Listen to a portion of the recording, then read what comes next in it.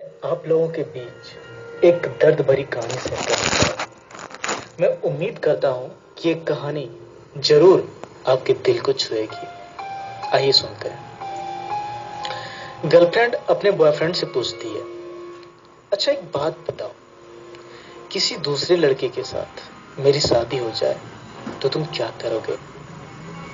लड़का बोलता है, भूल जाऊंगा। लड़के ने बहुत छोटा सा जवाब दिया। ये सुनकर लड़की गुस्से में दूसरी तरफ घूमकर बैठ जाती है। फिर लड़के ने कहा, सबसे बड़ी बात कि तुम मुझे भूल जाओगी। जितनी जल्दी मैं तुम्हें भुला सकूंगा उससे ज्यादा जल्दी तुम मुझे भुला दोगी। कैसे? लड़की ने पूछा। लड़के ने बोलना शुरू किया, सोचो, शादी का पहला दिन है।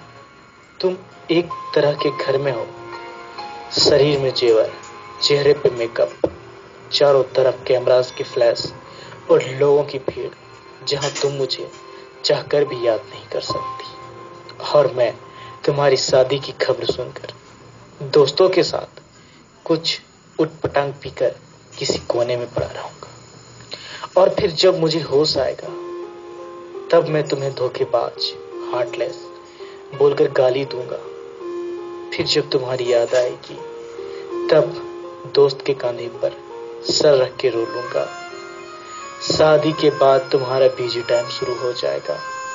फिर तुम अपने पति और हजार तरह की रस्मों को निभाने में बिजी रहोगी। फिर कभी कभी तुम्हें मेरी याद आएगी जब तुम अपने पति का हाथ पकड़ोगी और जब तुम अपने पति के साथ बाइक पे बैठोगी और मैं आवारों की तरह इधर उधर घूमता रहूंगा, जैसे जिंदगी का कोई मकसद ही नहीं रहा हो। और अपने दोस्तों को समझाऊंगा, देख भाई, कभी किसी से प्यार मत करना।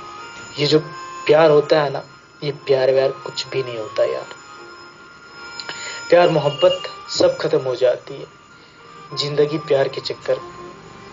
1 महीने बाद तुम पति के साथ हनीमून पे जाओगी। एक दिन नया घर होगा, शॉपिंग, फैमिली प्लान और पति के साथ मीठी मीठी बातें। तब तुम बहुत खुश रहोगी।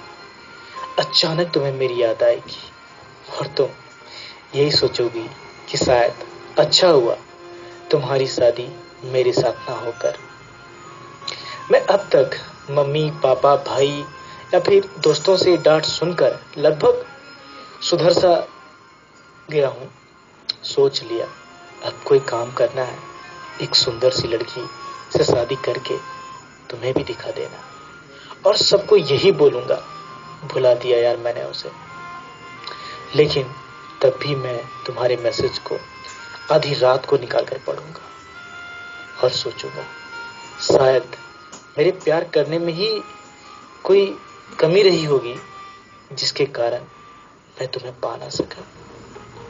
फिर अपनी तकलीफ को कम करने की कोशिश करूंगा। 2 साल बाद अब तुम कोई प्रेमिका या फिर नई दुल्हन नहीं रहोगी, अब तुम मां बन गई होगी।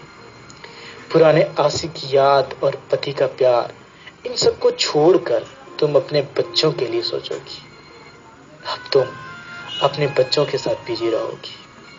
किसी और के बारे में सोचने के लिए बिल्कुल भी टाइम नहीं होगा तुम्हारे पास। मतलब अब तक मैं तुम्हारे लाइफ से परमानेंटली डिलीट हो चुका हूँगा।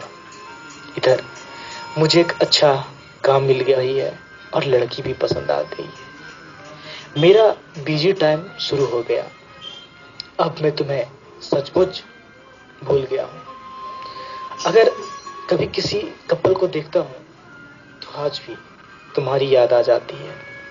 लेकिन अब तुम याद आने पे मुझे कोई तकलीफ नहीं होती, पर अब तुम्हारी याद आने पे मुझे कोई तकलीफ नहीं होती। यहां तक सुनने के बाद दोस्तों, लड़के ने देखा लड़की की आंखों में आंसू छलक रहे थे। लड़की भरी हुई आंखों से लड़के की तरफ देखती है। लड़के की लफ्जों पे कोई शब्द नहीं है। लड़की भी बिल्कुल चुप 2 मिनट के लिए दोनों चुप रहते हैं। थोड़ी देर बाद लड़की बोलती है, तो क्या सब कुछ यहीं पे खत्म हो जाएगा? लड़का बोलता है, नहीं, किसी रात जब तुम रूठ जाओगी अपने पति के किसी बात पर और तुम्हारे पति आराम से सो रहे होंगे, लेकिन उसी रात तुम्हारी आंखों में नींद नहीं होगी और इधर मेरी पत्नी से किसी बात पे बहस करके मैं भी तुम्हारी तरह जागूंगा।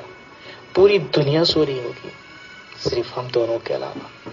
फिर हम अपने अतीत को याद करके खूब रोएंगे, लेकिन इस बात का भगवान के अलावा और किसी को पता नहीं चलेगा। बस इतना कहने के बाद प्रेमिका अपने प्रेमी को गले लगाकर रोने लगती है। दोस्तों, कैसी लगी ये कहानी आप हमें जरूर बताइएगा।